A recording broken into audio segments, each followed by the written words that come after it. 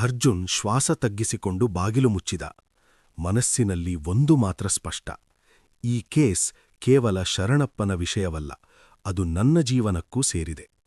ಅವನು ಫೋನ್ ಮತ್ತೆ ಪರಿಶೀಲಿಸಿದ. ಹೊಸ ಮೆಸೇಜ್. ನೀನು ನೋಡಿರುವುದು ಆರಂಭ ಮಾತ್ರ. ಕಠಿಣ ಸದ್ದು. ಮೌಸ್ನಿಂದ ಅಲ್ಲ, ಲ್ಯಾಪ್ಟಾಪ್ನಿಂದ ಅಲ್ಲ.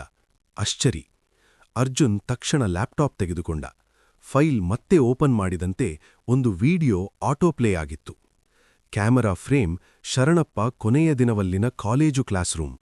ಆತ ಒಬ್ಬನೇ ನಿಂತಿದ್ದ. ಆದರೆ 3 ನೆರಳುಗಳು ಗೋಡೆಯ ಮೇಲೆ ಹೃದಯ ಸ್ಪಂದಿಸುತ್ತಿದ್ದಂತೆ ಹಿಗ್ಗುತ್ತಿದ್ದವು. ಅರ್ಜುನ್ ಹೃದಯ ಬೇರೆ ಬಡಿದಂತಾಯಿತು. ದೃಶ್ಯದಲ್ಲಿ ಒಂದು ನೆರಳು ಹದಗೆಳವಂತಿದ್ದಂತೆ ತಿರುಗಿತು. ಪ್ರೊಫೆಸರ್ ಮುಖ ನೋಡುತ್ತಿದ್ದಂತೆ ಅರ್ಜುನ್ ನೆರೆದಿದ್ದಡೆಗೆ ತಿರುಗಿದಂತೆ ಅನಿಸಿತು. ಅವನು ಕೈ ತಟ್ಟಿದಂತೆ ಲ್ಯಾಪ್ಟಾಪ್ ಸ್ಕ್ರೀನ್ ಮತ್ತೆ ಫ್ರೀಸ್ ಆಯಿತು. ಅವನ ಕಿವಿಗೆ ನಿಧಾನವಾದ ಉದ್ವೇಗಕಳ ಧ್ವನಿ ಕೇಳಿಸಿತು. ನೀನು ಈಗಲೇ ಮುಂದುವರಿಸಿದರೆ ಮುಂದೆ ಹಿಂಡಲು ಸಾಧ್ಯವಿಲ್ಲ. ಅರ್ಜುನ್ ಹಿಂದೆ ನೋಡಿದ. 3ನೇ ನೆರಳು ಲಿವಿಂಗ್ ರೂಮ್ನ ಗೋಡೆಯ ಮೇಲೆ ಮತ್ತೆ ಮೂಡಿತ್ತು.